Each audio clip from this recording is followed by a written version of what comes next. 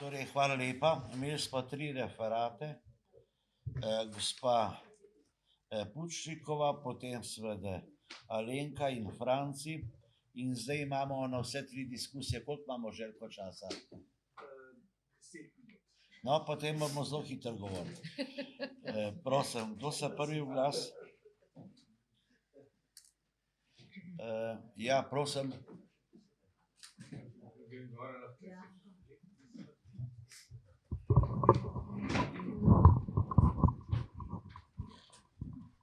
Pa Peterle. Ja, tudi ja. Bo šlo. Bi samo, da ne bom koga spotaknil, ja. Kar vzadi, prosite se. Mogoče samo na eno, ko sem tudi tele dokumente videl, ki so bili tukaj prikazani, pa včeraj se je že tudi v arhivih govoril. Zdaj bom govoril striktno kot zgodovinar, ker smo imeli en tak zaplet tudi z gospodom Jožetom Pučnikom. Torej, kar je tudi gospod Janša včeraj rekel, da imajo oni kot stranka arhiv in zdaj, ko vidimo to dokumentacijo tukaj, bom pa rekel kot zgodovinar.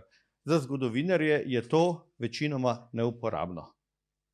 Zaradi tega, ker se potem to dogaja, da ne veš, kaj imaš na razpolago. Zato še enkrat poziv, take stvari je treba dati v ustanove, kjer se hrani kulturna dediščina, v javni arhiv. Zakaj? Zaradi tega, ker se bom tudi spomnil, to prvo en primer. Na zagovoru enega doktorata iz zgodovine, ki je imel en kolega veliko gradiva iz fonda CKZKS, Centralnega komiteja Zveze komunistov Slovenije, ki takrat še ni bil v celoti predan arhivu.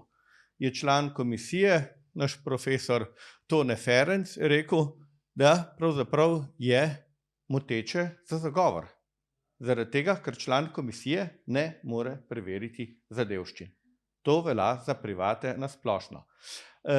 In kaj smo imeli pa pri gospodu Jožetu Pučniku, ko smo pa v začetku 90-ih let, ali ne vem, kdaj je bilo sredi, enkrat predstavljali, ko je bil on, ko je imel to komisijo za povojne poboje, neko poročilo in je seveda dal še nekaj vprašanj tistim, ki smo tam bili v Državnem zboru, ne vem točno, zakaj je razprava tekla, in ga je potem en kolega kar malce ostro prijel pa rekel, ja, bomo lahko več naredili pa bolje, takrat, ko bo vaša komisija omogočila dostop do takratnega arhiva, ki je zdaj tudi v arhivu Republike Slovenije že, torej tega Udbe, Ozne, ki ga bo dala v dostopnost vsem. Ne pa, da imajo dostop samo tisti, ki delajo za vašo komisijo, ostali zgodovinarji pa nimamo.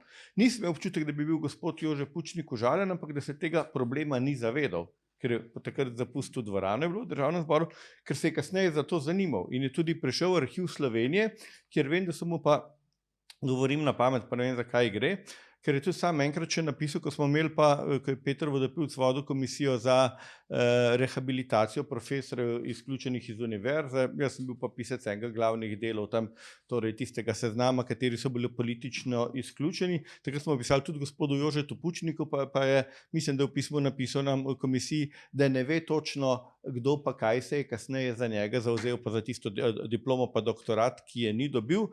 Mislim pa, da ko je bil enkrat kasneje potem že, moglo biti že ali konec 90-ih, pa na začetku 2000 v Arhivu Republike Slovenije, da so mu pa še pokazali eno pismo, ki je bilo pisano za pro bono Pučnika, da je to treba urediti.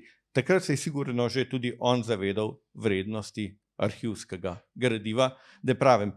Zato še enkrat poziv, ki ga je že Stane prej rekel, stvari predajte v Arhiv Republike Slovenije. Zdaj bom govoril ustanovitev SDZ-ja je v eni privati,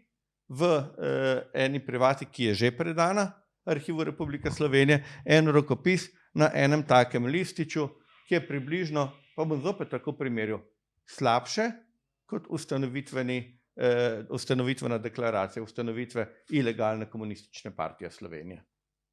Če hočemo, da se to ohrani, čim dlje boste odlašali, tem več bo izgubljenega. Najlepša hvala. Hvala.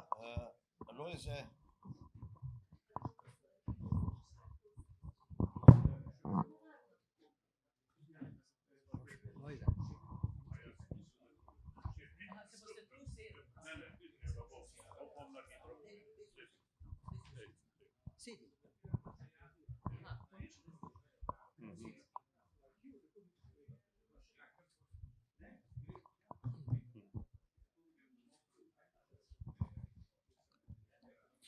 Hvala lepa za besedo, ker sem eden redkih iz takratne ožje operativne ekipe, bi se rad še enkrat oglasil, najprej pa bi rad izrazil hvaležnost za vse, kar je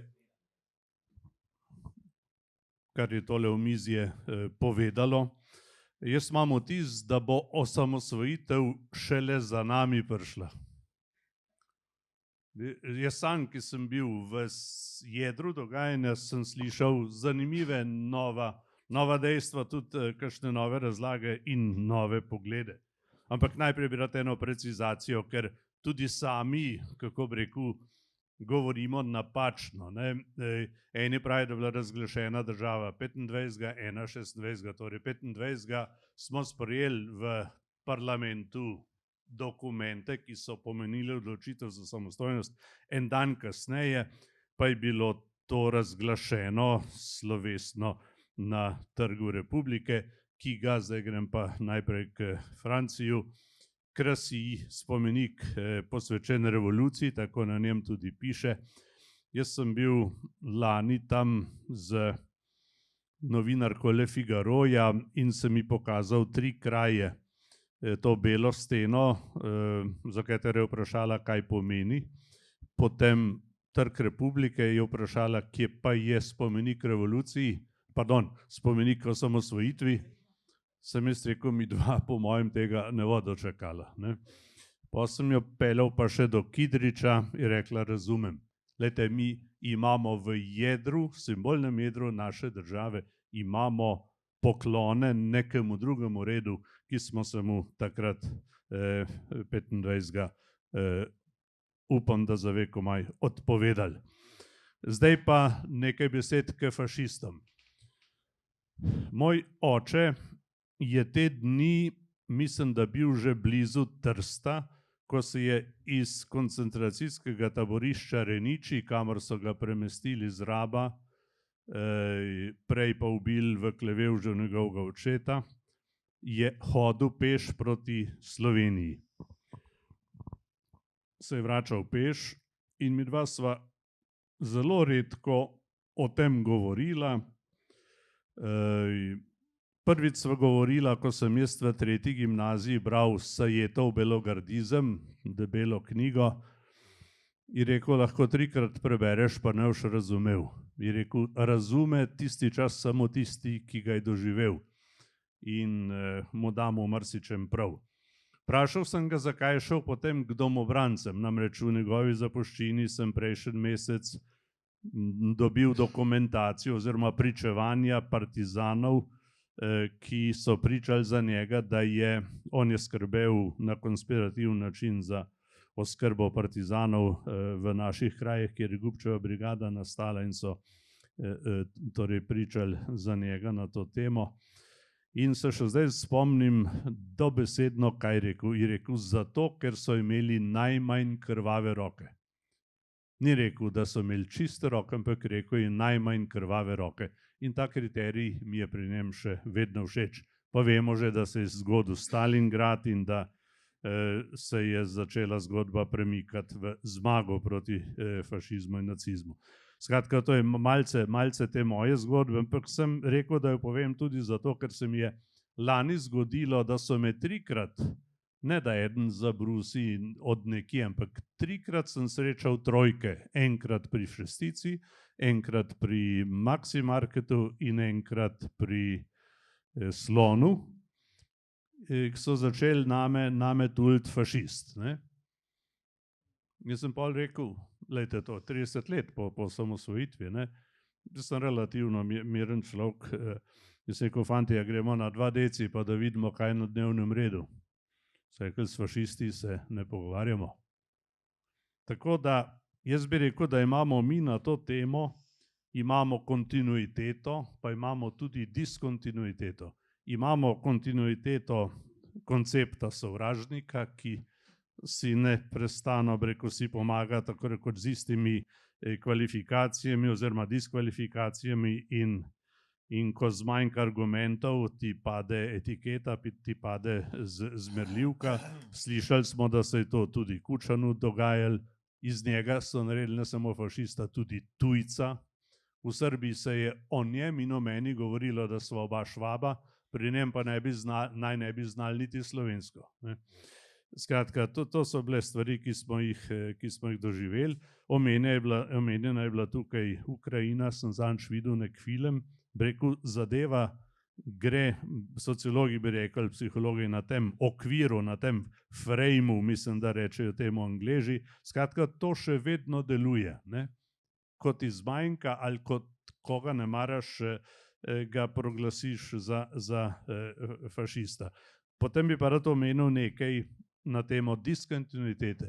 Prej je Alenka razlagala, kako je bilo, kakšna je bila kontrola, kako so sledili, kako so ovajali in tako naprej. Danes pa se veliko dogaja s pomočjo ignorance. Dogodkov ni, ali se najde 100 ljudi, čeprav jih je bilo 7000, preprosto, ne bi zdaj rad našteval naslovov, v katerih se niti ne omeni 30-letnica osamosvojitve ali kaj takega. Skratka, ignoranca je, rekel, ima lahko podobne učinke, kot jih ima ta laž in zmerjanje. In dodam tukaj le en dokaz. Lejte, ko sem prvič poslušal Pezdirja z njegovimi izsledki o delu naše tranzicije, če tako rečem, sem mislil, zdaj se v nekaj zgodili, zdaj se mora nekaj zgoditi, ali jih bodo nekaj zaprli, ali jih bo nekaj izbežali in tako naprej. Nič. Je objavil drugo knjigo? Nič. Skratka, to, da ne bi šel v kakšno iransko zgodbo in tako naprej. Bom tukaj s tem zaključil. Glede Francija bi še tole rekel. Torej, jaz sem za hec skočil zdaj na to tkano Wikipedijo pogledati, kjer pač lahko zgodovino piše, kdor hoče. Ne? Pa sem pogledal tudi, kaj je zapisala družina ali še kdo drug. Kar sem in tja beremo, da smo se pri Ivanu Omanu dobili 27. novembra. In da je bil 4. decembra ustanovljen Demos. Torej to ni res, opozarjamo vse prisotne in tudi neprisotne. Pri Ivanu Omanu smo se dobili v sobi, ki je ostala po volji njegovega sina, nespremenjena taka, kot je bila takrat. Bi predlagal, da bi se 27. v kakšni družbi tam spet dobili, 27. oktobra. Ampak ta volja je bila očitno pri vas taka, da ste en teden kasneje že naredili Demos, namreč v enem tednu mi ne bi mogli narediti tega, kar se je zgodilo v enem mesecu, kajti ta odločitev, da gremo ustanavljati Demos in pri Omanu smo se tudi zmenili že za Pučnika, je morala iti na organe Demosovih strank, ki jih tistikrat ni bilo 6. Ne? In tudi vemo, kako je bilo pri SLS-u in kako je bilo pri Zelenih. Ampak smo se sestavili, hvala Bogu, in 4. decembra smo bili, bi rekel, v pravi sestavi. Torej to, da se je pa že 4. in teden po tem srečanju po Romanu v Škofji Loki zgodil škofjeloški Demos, bi rekel, temu prvenstvu pa lahko samo čestitam. Zdaj vam pa čisto še eno digitalno dimenzijo dodati. Včeraj sem prebral, da so mi zatrajno ustavili Facebook račun. In jaz sem k temu protestiral, so rekli, vi ste kršili pravila, in sem rekel, a bi mi povedali, kje sem kršil, katera skupina moti. Že en mesec nisem nič objavil, ampak 20. septembra so mi to ukinili. So rekli, dobili ste zadnje obvestilo, z vami ne komuniciramo več, nimate več našega računa. Skratka, jaz si predstavljam, bom malo to poštudiral, kako to deluje. Da ti lahko neki ljudje, neki niso ravno tvojega prepričanja, prispevajo k temu, da te umažejo pri takem naslovu, kot je Facebook, te narišejo tudi tam za sovražnika in te izločijo iz nekega sistema.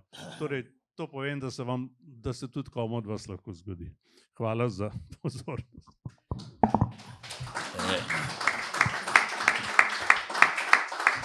Hvala lepa. Vidimo pravzaprav, kako je to vse, kar je gospod Pučnik doživel še danes aktualno in tudi po svoje tragično.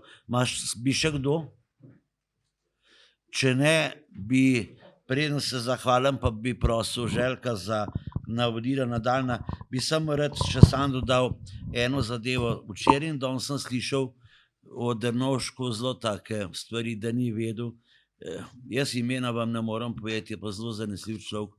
On je bil zelo najbližje njegov sodelavec za ekonomijo in mi je sam pa povedal, da mu Drnovšek ni pustil nič v zvezi s tem lastninjenjem pa tem delati, da mu enostavno onemogočil delo. Tako da tle bi bilo treba še malo raziskati. Mož je bil zelo galanten in tako naprej, ampak mislim, da je on točno vedel, kaj je, kako se dogaja. To je ena zadeva. Ta druga zadeva, ki bi jo pa še rad povedal, je pa to, kar je Alenka govorila. Res je, ampak eni so bili zmeraj klerofašisti, meni so rekli, da sem pa kleronacionalist. Tako da to vedno obstaja še in drugače pa bi končal tako. Veste, kako so se Belokranjci pozdravljali še nekaj desetletij nazaj? SF, SN. Se spomnite pod vsako stvar, ki smo pisali SF, SN. No, v Beli krajini je bil pol pa to kar pozdrav na cest, ko sta se dva poslovila, sta rekla SF, SN, pa so šli na razen. Zdaj pa Željko, prosim, še za navodile za naprej. Ja. Hotela sem sam tole reči, ker smo samo 2 stavka iz teh naših razprav z Jožetom o izkušnjah z Drnovškovo vlado. No, se to je bil pravzaprav zanimiv manever, to pa še sama v svojem spominu zdaj nisem razčistila, pa upam, da bomo postopoma skupaj. Ker, če se spomnite, najprej so potekali relativno intenzivni pogovori Jožeta z Drnovškom, da bi se priključil Socialdemokratski zvezi. Drži. In tik pred koncem, ko je imel Jože vtis, da je že vse zmenjeno, je bilo obratno, da Drnovšek tega ne bo naredil in potem se je pravzaprav poskušal te dogovore pač premakniti sam v imenu Drnovška v drugo stranko. No, pa še, in potem je Jože delal intenzivno na teh dogovorih, nekih zavezah, ker je poskušal pač čim več elementov te Demosove politike unesti v Drnovškovo vlado. In seveda po mesecu 2, 3 do 6 največ, se vemo, tako dolgo je to trajalo, je rekel Janez, to je bilo drugače zmenjeno. Kaj je s tem? Mislim, da je ta stavek njemu ponovil v več situacijah. Je rekel, niti trzno ni z očesom in je rekel, premislil sem si. No, to je komunikacija med Jožetom in Drnovškom. To so stavki prikimavata mi Gorazd in Majda, ki smo jih govorili v naši kuhinji. Toliko o Drnovškem vašem pomisleku. No, moram še to dopolniti, zelo vesel, da ste tole načela. Jože Pučnik je bil tudi primerjen na domu in je prišel enkrat na dan s tole idejo, kaj če bi Drnovška povabili med socialdemokrate, vse nekako je zmeren demokrat. In rekel, kaj misliš, mu lahko zaupamo? Jaz sem rekel, ne vem, prav se jaz tudi nisem čisto prepričan. Bomo videli. In to, kaj se je videlo, se je potem videli, ko so prišli v vlado. Tudi Marjan Podobnik, ko je načel zadevo okoli korupcije, kot največ problem, ki se je takrat pojavljalo, takrat vemo, je bilo čez 600 ovat zaradi divjega lastninjenja, ga je Drnovšek zelo divje ustavil. Marjana Podobnika, takrat tudi zborovanje proti korupcijsko. Tako da ta slika o Drnovšku je tudi en mit, a veste. In mislim ga treba malo enkrat razglediti. Glede samo Alenke, ki sem že prej govoril. Če oni skozi govorijo o fašizmu, pa mi govorimo o rdečem fašizmu, se to bomo malo neutralizirali. To se da teoretsko tudi to utemeljiti. Zelo divje so reagirali. Slišimo tudi to, sem drugi. Lahko tudi ste odprli eno novo temo, eno luštno poglavje in bom povedal, pa ne bi rekel malo za šalo, malo za res. Drnovšek je meni, jaz sem namreč Drnovšku, ki je ostal na Suhem, omogočil eno sobo, da je imel sploh eno pisarno v Ljubljani. In sva se večkrat kaj pogovarjala, je bil kaj v vladni palači In ko se je tale razplet v smeri njegove vlade, ki je bil deloma pojasnjen že včeraj, začel dogajati, je enkrat rekel, ti poslušaj, vsi iz Demosa me vabijo, naj pridem k njim, in rekel, sam ti me še nisi povabil. Ne bom povedal, da je bil ta prvi, ni bil Pučnik. Marjan Podobnik. Ja, točno. In veste, kje se je zapletal? Zakaj je končal pri LDS-u? Školjč je bil tukaj brihten, da je zastopil doseg Drnovškega ega, Kocijančič je ponudil podpredsedništvo, Pučnik podpredsedništvo, Podobnik podpredsedništvo, Školjč je pa rekel, ti boš prvi, če prideš. In je šel tja, kjer je bil lahko prvi. Hvala, Lojze. Mislim, da s to mislijo lahko zaključimo ta sklop.